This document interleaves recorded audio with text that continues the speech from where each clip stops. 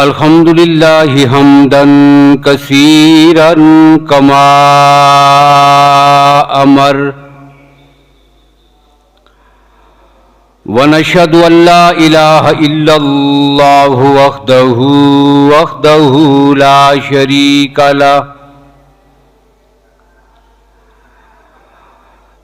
शरीका लहू फिल खल्क़ि वल अम्र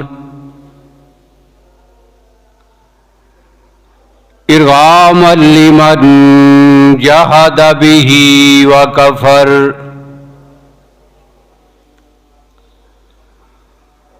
व नशहदु अन्ना सय्यिदना व सनदना व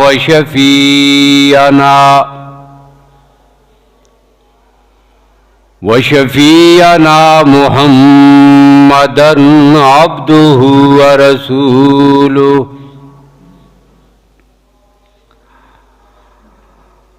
अम्मा बादु फ़अऊज़ु बिल्लाहि मिनश शैतानिर रजीम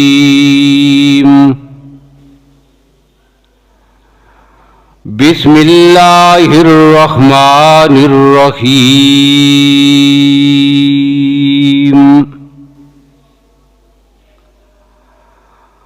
या अय्युहल्लज़ीना आमनू कुतिबा अलैकुमुस्सियाम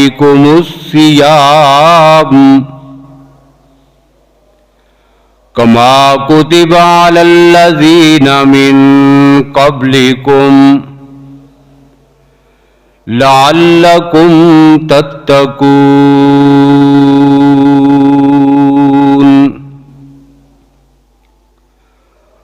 वक़ाल नबिय्यु सल्लल्लाहु अलैहि वसल्लम अस्सौमु ली व अना अज्ज़ी बिही व सदक़ रसूलुहुन नबिय्युल उम्मियुल करीम।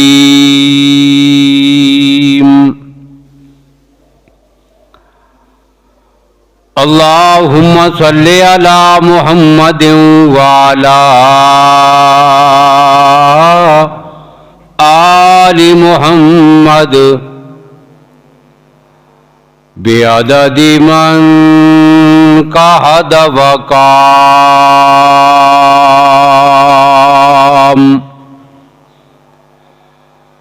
व सल्लि अला मुहम्मदिन व अला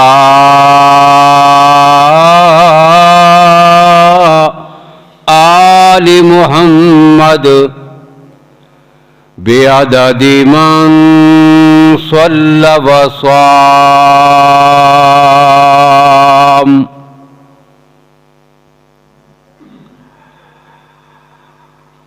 काबिल सद एहतराम बुजुर्गों, भाइयों, अजीज दोस्तों, माह रमज़ानुल मुबारक का दूसरा जुमा है। ये महीना इंतहाई बाबरकत और बासहादत महीना है।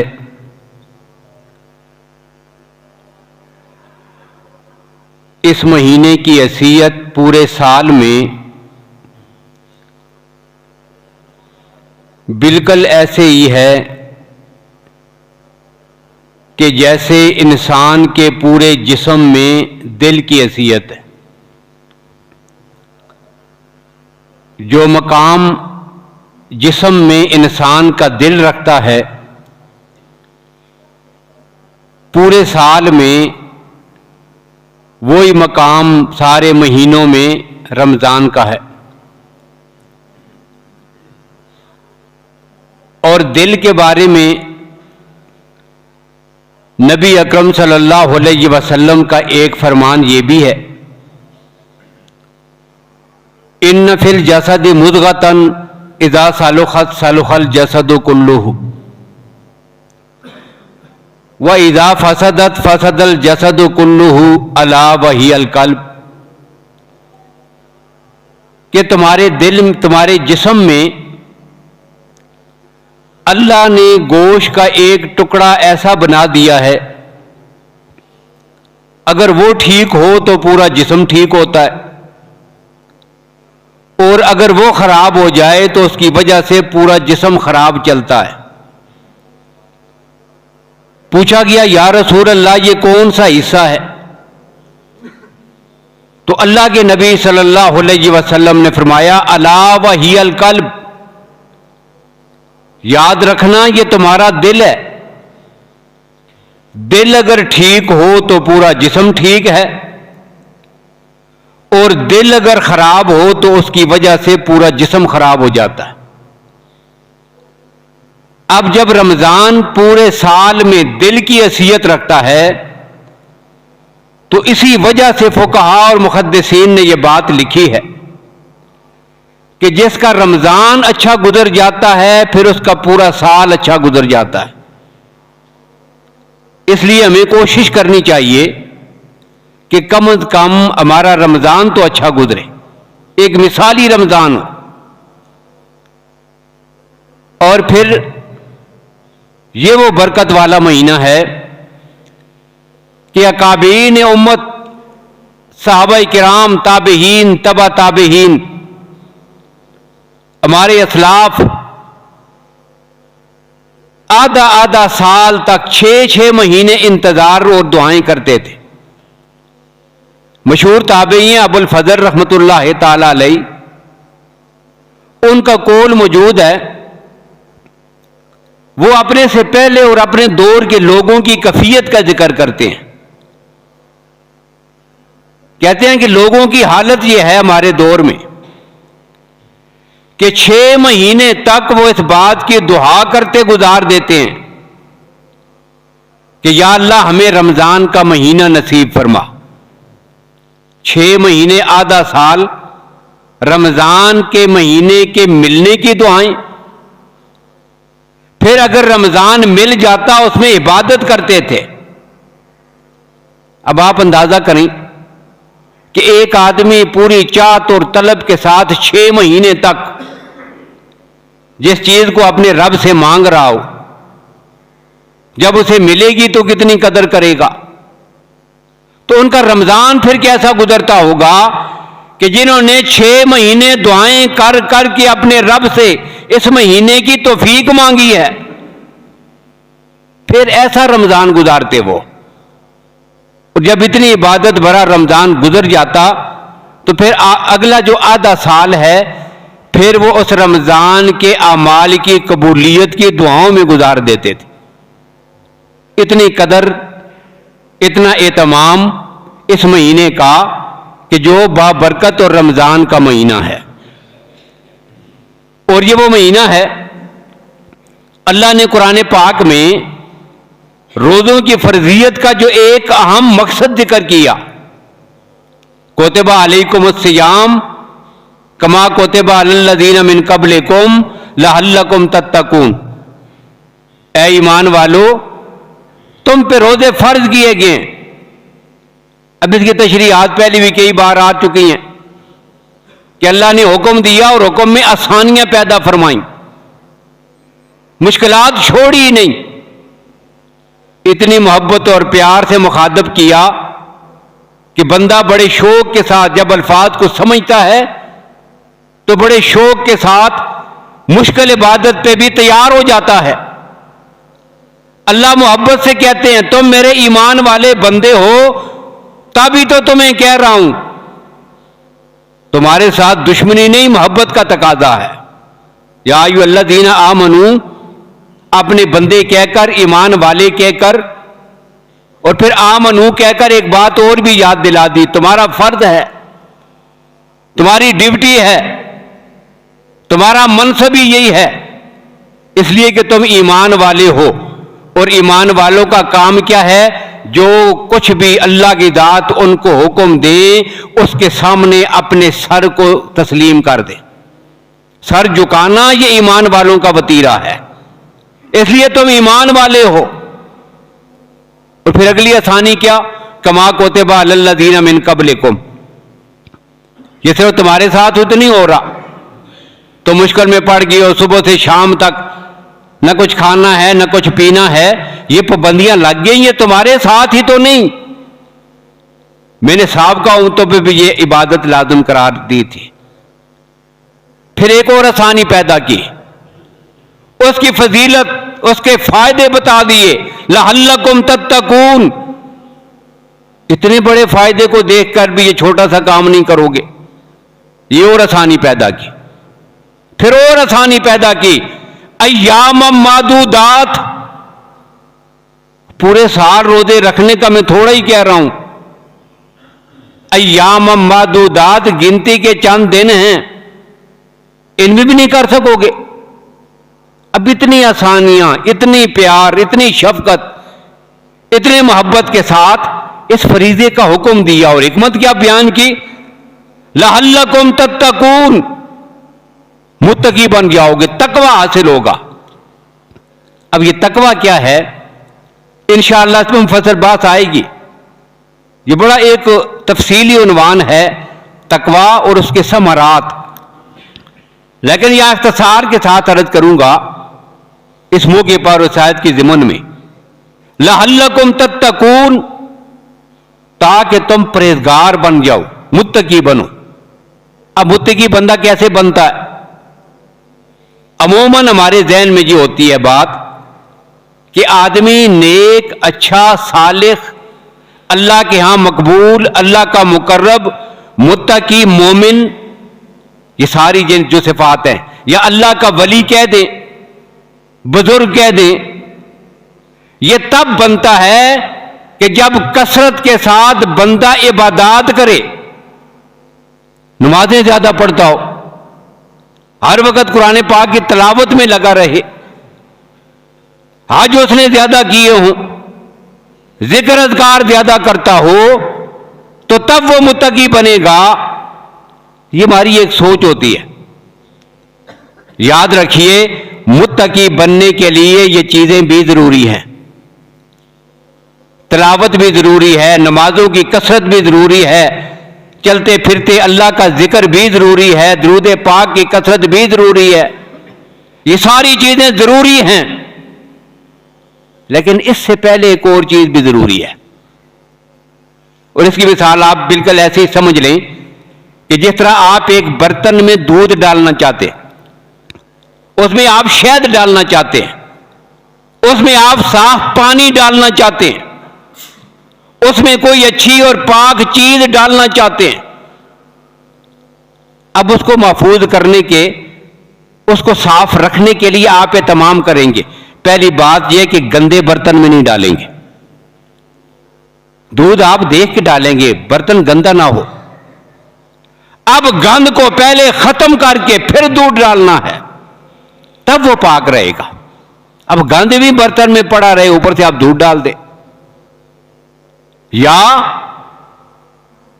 पहले तो बर्तन ठीक था, जब डाला आपने बर्तन साफ है, लेकिन एक खामी है कि बर्तन के अंदर सुराख है। अब ऊपर से जितना मर्जी दूध डालते जाए, नीचे से निकलता चला जाएगा। अब ये चीजें फायदा नहीं देंगी जब तक ये जो मनफी चीजें हैं इनको बंद नहीं किया जाए, सफाई भी की जाए और सुराखों को भी खत्म किया जाए। अब शरीयत में, शरीयत की इस्तिलाह में जो रूहानियत और नूरानियत है, वो हमारे ये अमाल हैं, तिलावत भी, नमाजें भी, हज भी, जिक्र भी, अज़कार भी। लेकिन जो सुराख है या गंदगी है, वो हमारे गुनाह हैं, वो बुराइयां हैं। अब जब उस चीज को खत्म नहीं करेंगे तो जितने अमाल जिंदगी भर बंदा करता रहे, गुनाहों से नहीं बचेगा, अपने आप से गुनाहों से नहीं बचाएगा, उस वक्त तक ऊपर जो है वो अमाल करते रहने से फायदा नहीं हासिल होगा। एक जगह ढेर बना हो गंदगी का, बदबू है, कमरे में किसी वजह से ताफन, बदबू फैल गई है। अब आप चाहते हैं कि कमरे की ये बदबू खत्म हो, आप क्या करेंगे? आप एक खुशबू लेकर पूरे कमरे में उसको छिड़कना शुरू कर दें, स्प्रे करें। अब उससे नहीं होगी, उससे वो बदबू खत्म नहीं होगी जब तक कि पहले बदबू को वहां से उठाएंगे नहीं। खुशबू ऊपर छिड़कने से बात नहीं बनती। ये हमारी इबादत, नमाजें, तिलावत, जिक्र, अज़कार और सारे मामलात अत्र खुशबू की तरह हैं, और हमारे जो अमाल हैं बुरे गुनाह ये गलादत और गंदगी की तरह हैं।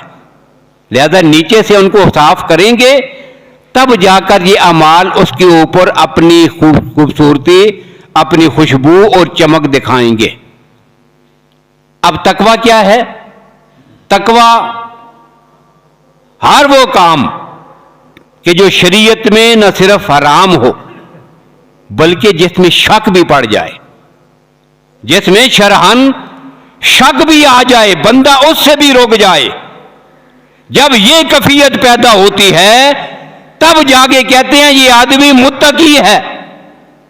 आपने 12 सुना होगा, कई मसाइल होते हैं, लोग मसला पूछते हैं, अब बताने वाला आदमी आपको बताता है, कहता है जी कि फतवे के लिहाज से तो ये बात जायज है। देखिए जुमला आपने सुना होगा कई बार, कितने मसाइल में आपको यह कहा जाता है कि जी अगर आप फतवा पूछते हैं तो फतवे के लिहाज से तो यह जायज है, लेकिन तकवे के लिहाज से जायज नहीं है। क्या मतलब? शक है, इजाजत है, कर लें, ठीक है, गुंजाइश है, लेकिन ईमान का तकाजा और दिल ये कहता है कि ऐसा भी ना करें। यानी जिस चीज में शक पड़ गया है, और इसी को अल्लाह के नबी सल्लल्लाहु अलैहि वसल्लम ने फरमाया, दा मा युरीबुका इला मा ला युरीबुक। जिस चीज में शक पड़ जाए उसको छोड़कर वो चीज अख्तियार क्यों नहीं करते जिसमें तुम्हें कोई शक नहीं है। तो जिस चीज में शक भी पड़ जाए, अब इबादत में वो कौन सी इबादत है?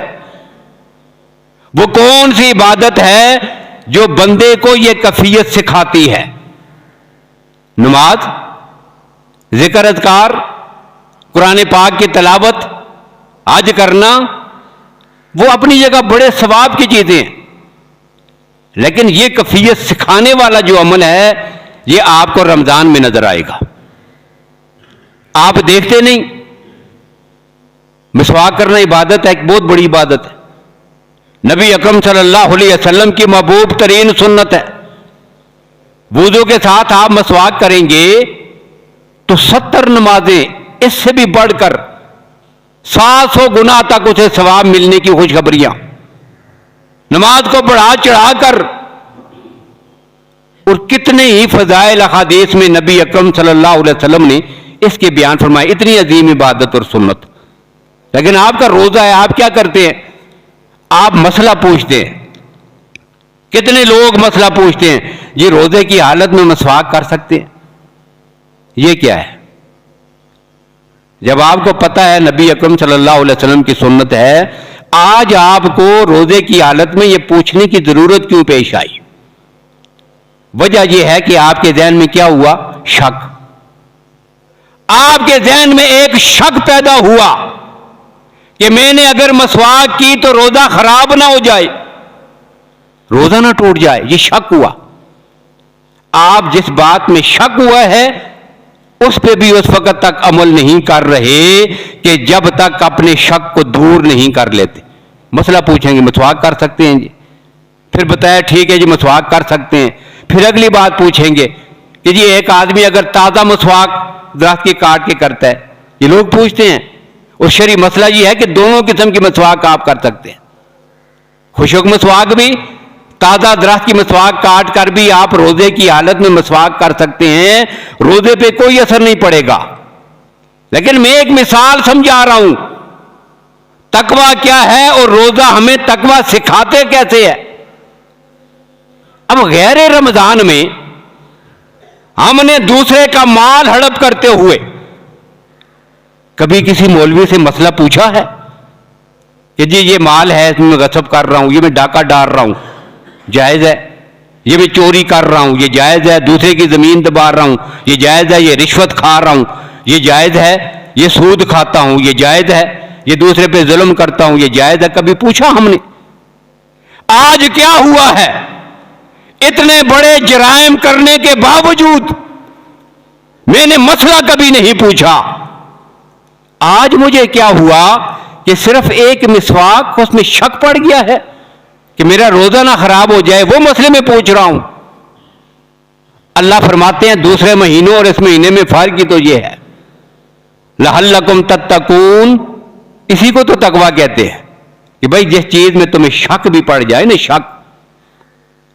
और जब बंदा मोमिन पूरी जिंदगी, सिर्फ एक महीना नहीं, पूरी जिंदगी ऐसा बन जाए, कोई भी काम हो, सिर्फ कोई एक काम नहीं, सारी जिंदगी के हर काम करने से पहले उसके ज़हन पर एक झटका लगे कि जो कर रहा हूं ये शरन जायज है या ना जायज, अल्लाह ने इजाजत दी है कि नहीं। जब बंदे की ये कैफियत पैदा हो जाती है, ऐसे बंदे को मुत्तकी कहते हैं, यही अल्लाह के वली होते हैं, इसको मुत्तकी कहते हैं। अल्लाह कहते हैं ये कैफियत बनाना चाहता हूं ताकि साल के 12 महीने पूछ पूछ कर ये काम शरन जायज है या ना जायज, देख कर, सोच कर, समझ कर, हदूद का लिहाज रखकर तुम अपनी जिंदगी बसर करने वाले बन जाओ। तुम्हें ऐसा बनाने के लिए मैंने ये रोजे फर्ज किए। अब ये कैफियत हमें हासिल कैसे होगी, क्यों होती है? रमजान में हमारी कैफियत ये बनती क्यों है? हम रमजान में पूछते हैं, गैर रमजान में नहीं पूछते। रमजान में नमाज पढ़ते हैं, गैर रमजान में फिर छोड़ देते हैं। रमजान में कुरान पाक की तिलावत करते हैं, गैर रमजान में फिर छोड़ देते हैं। कैफियत बदल जाती है। कभी सोचा हमने ये होता क्यों है? असल में इंसान ने हमें जो ये वजूद दिया है, ये पूरा वजूद दो चीजों से मुरक्कब है।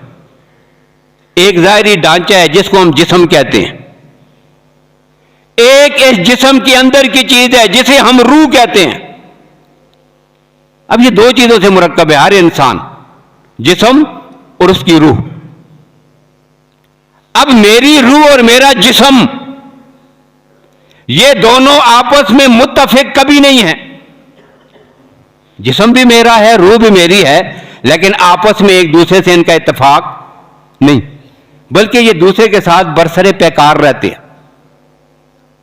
रूह जिस्म को नीचा दिखाने की कोशिश करता है और जिस्म इंसान की रूह को नीचा दिखाने की कोशिश करती है। इनका मुकाबला हर वक्त होता रहता है। और हम क्या करते हैं? अपनी कैफियत हम देख लें। हम क्या करते हैं? हम हर वक्त सारी जरूरियात जिस्म की पूरी करते हैं, रूह की जरूरियात को पूरे करने की तरफ हमारी तवज्जो नहीं होती। अब जिस्म तरोताजा और ताकतवर, फलता फूलता कैसे है? बतनों फर्ज की जितनी ख्वाहिशात हैं, जिस्म की जितनी ख्वाहिशात हैं, सब की सब पूरी करते हैं हम। खाने पीने की कसर नहीं छोड़ते, आराम, सुकून, सोना, खाना, पीना, रात, सब कुछ। ये किसके लिए? अपने जिस्म को तरोताजा रखने के लिए। अब रूह के लिए कुछ नहीं करते। करते करते फिर होता क्या है? अब होता यह है कि इस लड़ाई में रूह बिल्कुल कमजोर हो जाती है और जिस्म ताकतवर होता चला जाता है। फिर बंदे की वो कैफियत बनती है जिसको अल्लाह ने कुरान में जिक्र किया, देखने में बड़ा कदावर, सेहतमंद, बड़ा आदमी, अंदर से उसकी रूह बिल्कुल कमजोर, रूहानियत खत्म। अब फिर अल्लाह अपने नबी को मुखातब करके ऐसे लोगों के बारे में कहते हैं, मेरे पैगंबर, इन्नका ला तुस्मिहुल मौता, कुरान सुनाते हो और समझते ये हो कि ये इन पे असर नहीं होता। क्यों नहीं होता मेरे पैगंबर? इन्नका ला तुस्मिहुल मौता, ये मरे हुए हैं, ये मुर्दा हैं। या अल्लाह, इतना खूबसूरत, चलता फिरता, कदो कामत, ताकतवर, सेहतमंद। अब जिस्म सेहतमंद है, अंदर से रूहानियत खत्म। अल्लाह कहते हैं चलता फिरता मुर्दा है जिसकी रूहानियत बिल्कुल खत्म होकर रह गई है। और कभी अल्लाह कुरान में मुनाफिकीन का जिक्र करते हैं, मेरे पैगंबर, व इज़ार आइताहुम, जरा देखे ना इनकी तरफ। अबू लाब को देखो, उतबा को देखो, अबू जाल को देखो, शैबा को देखो, बड़े बड़े कुफार हैं, इनको देखो, कितने कदावर, कितने ताकतवर, कितने बड़े। बड़े रईस नजर आते हैं। वह इज़ा रअयतहुम तुअजिबुका अजसामुहुम, इनके जिस्मों को देखकर आप हैरान रह जाएंगे, तहज्जुब में पड़ जाएंगे। तुअजिबुका अजसामुहुम। और दूसरी तरफ वह इज़ा रअयतहुम तुअजिबुका अजसामुहुम व इन यक़ूलू तस्मा लिक़ौलिहिम, जब इनको अपनी बात सुनने का कहा जाए कि मेरी बात मानो, उस मसले में का अन्नहुम खुशबुम मुसन्नदा, जिस तरह बिल्कुल सड़ी हुई खुशक लकड़ी है, इनकी हैसियत वो है। कदो कामत खूबसूरत, अंदर से रूहानियत बिल्कुल खत्म। तो ये दो कुव्वतें हर वक्त आपस में बरसरे पैकार रहती हैं। अब रूह बिल्कुल कमजोर पड़ गई। अल्लाह ने साल में 1 महीना ऐसा रखा कि जिसमें अल्लाह ने इतना करम किया है। कसूर हमारा था, गलती हमारी थी, करतूत हमारे थे। हमने खुद ही जो है वो एक चीज को, जिस्म को तरजीह दी है, रूहानियत की तरफ तवज्जो ही नहीं दी। अब क्या हुआ, बिल्कुल मुर्दा बन गए, जिसको कुरान ने मुर्दा कहा, मोता कहा।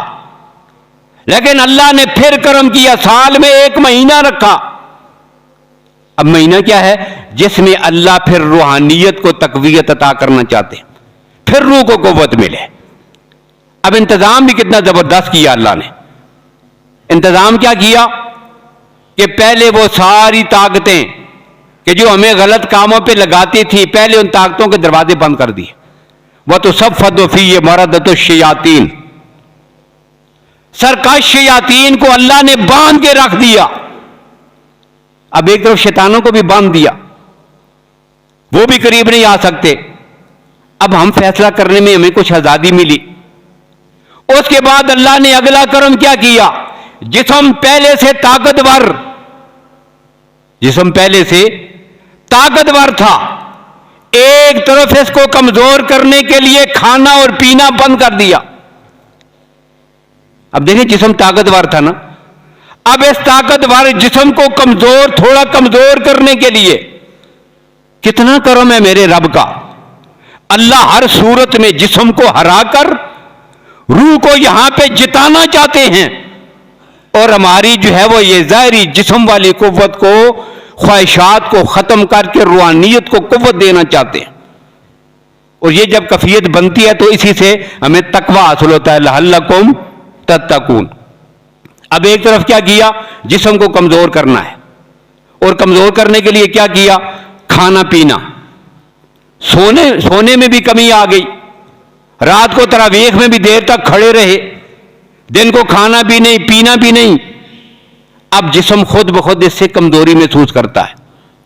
अब जिस्म को साथ साथ कमजोर किया जा रहा है, और दूसरी तरफ रूह को कुव्वत देने वाली चीज कौन सी है, तो अल्लाह ने जिस्म को बनाया था जमीन से, और रूह को बनाया है अल्लाह ने अपने अमर से। अमर रब्बी है, कुल रूह मिन अमर रब्बी। अब अमर रब्बी से भी एक बात कह दूं, जब रूह अमर रब्बी है तो जिसकी जितनी रूहानी ताकत ज्यादा होगी, इतना ही ज्यादा उसे अपने रब का कुर्ब भी हासिल होगा।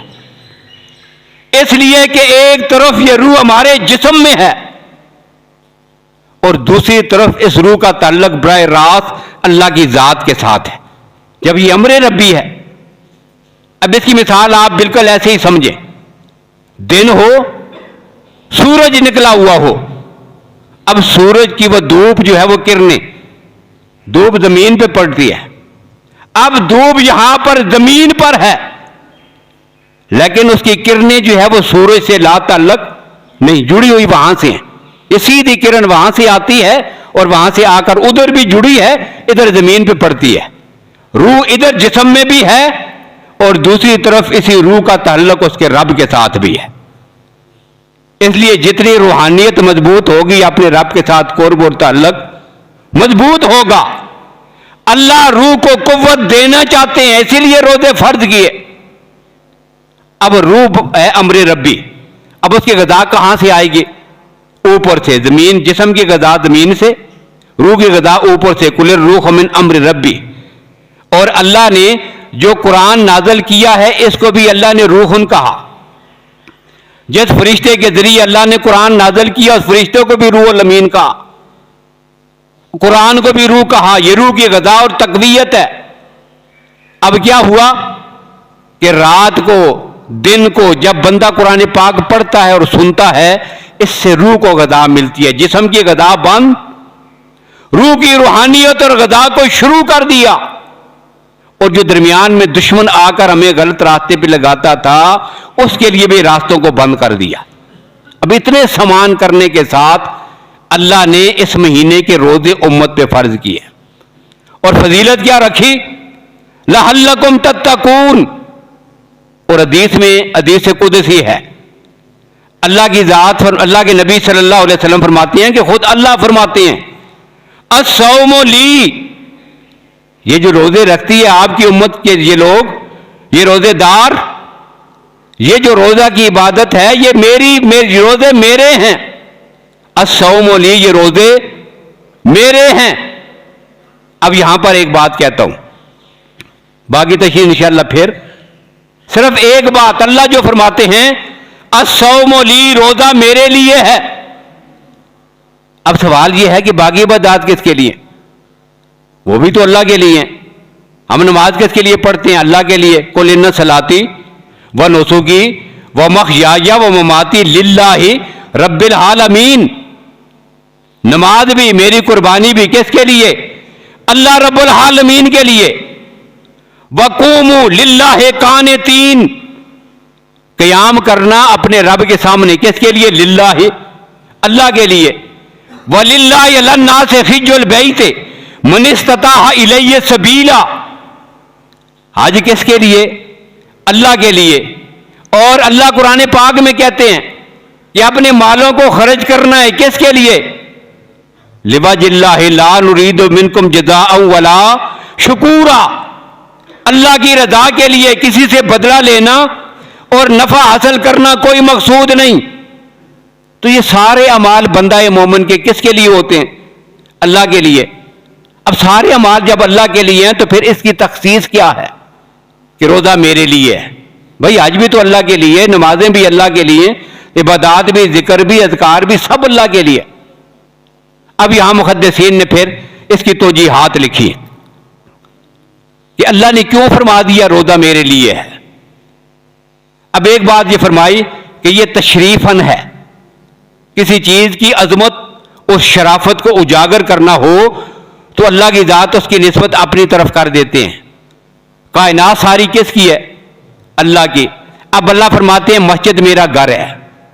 अब बैतुल्लाह अल्लाह का घर, ये अल्लाह की तरफ उसकी निस्बत है। अब ये निस्बत जो है ये उसकी शराफत और अजमत को उजागर करने के लिए, यहां भी अल्लाह रोजे की अजमत को उजागर करने के लिए बताना चाहते हैं कि यह खास मेरे लिए है ये इबादत एक। और दूसरी वजह यह कि इस इबादत में बंदा दूसरे को दिखा नहीं सकता, दिखलावा नहीं होता। अब दिखलावा किस में होता है? दिखलावा हर उस इबादत में होगा जो करने का काम हो। एक आदमी जिक्र कर रहा हो, यह करने का काम है। नमाज पढ़ रहा है, यह करने का काम है। हज करता है, यह करने का काम है। अपना माल खर्च करता है, यह करने के अमल है। और रोजा रुकने का अमल है। अब रुकने वाले अमल में कोई आदमी दिखा नहीं सकता, दिखावा करने वाले अमल में होता है। अब रोजे में दिखलावा नहीं, इसीलिए अल्लाह कल क़यामत के दिन फरिश्तों को कहेंगे तुम ठहर जाओ, रोजेदार के रोजे का सवाब मैं खुद अपनी मर्जी से इसको अता करूंगा। एक माना यह है। और दूसरा माना यह कि आज तक पूरी इंसानी तारीख में, पूरी कायनात में कहीं भी ऐसा नहीं हुआ कि मुशरिक ने रोजे के जरिए गैरुल्लाह की इबादत की हो। अल्लाह फरमाते हैं ये रोजा ऐसी इबादत है जिसे मैंने मुशरिक की दस्तरस से भी दूर रखा। दुनिया में जितने काफिर गुजरे हैं, मुशरिक गुजरे हैं, उन्होंने गैरुल्लाह की, बुतों की, किसी की भी इबादत की, परस्तिश की तरीका कौन सा निकाला? वही तरीके हैं, उन्हीं की बिगड़ी हुई शक्लें हैं कि जो इस्लाम ने अपने रब की इबादत के लिए मुतय्यन की है। झुकना है, सजदा करना है, उनको पुकारना है, उनके तवाफ करना है, उनके नाम की को पुकारे हैं, ये सारी चीजें उनके नाम के माल और सदका खैरात है। तो ये सारे तरीके जो है वो मुशरिकीन ने अख्तियार किए। लेकिन कभी भी ऐसा नहीं हुआ कि किसी काफिर और मुशरिक ने गैरुल्लाह के लिए, अपने बुत के लिए रोजा रखा हो। ये रोजा सिर्फ उम्मत मुस्लिमा और बाकी उम्मतों ने रखे सिर्फ अपने रब के लिए। तो ये मखसूस है सिर्फ किसके लिए? अपने रब के साथ। इसीलिए अल्लाह फरमाते हैं इसका सवाब भी कल क़यामत के दिन में खुद अता करूंगा। और एक माना मुफस्सिरीन ने और भी लिखा है, मुहद्दिसीन ने लिखा कि जब कल क़यामत का दिन होगा, एक आदमी गुनाहगार है, नबी अकरम सल्लल्लाहु अलैहि वसल्लम ने सहाबा किराम से पूछा भी था कि मेरे सहाबा मुझे बताइए मुफलिस कौन है? तो आपने फरमाया जिसके पास, सहाबा ने अर्ज़ की या रसूलल्लाह जिसके पास पैसे नहीं है, दिरहम नहीं, पैसे नहीं, दिनार नहीं। तो आपने फरमाया नहीं ये तो दुनिया का मुफलिस है, मैं आखिरत की मुफलिस की, क़यामत के दिन का मुफलिस। पूछा गया या रसूलल्लाह वो कौन है? तो अल्लाह के नबी ने फरमाया बहुत ज्यादा नेकियां लेके आएगा पहाड़ों जितनी, लेकिन कद शतम हाजा व ज़रब हाजा व अखज़ माल हाजा, किसी को मारा है, किसी को गाली दी है, किसी का माल दबाया है। तो मुतालबा करने वाले आएंगे, थोड़ी सी नेकियां एक को, दूसरे को, तीसरे को, ये नेकियां बांट बांट के सबको राजी किया जाएगा।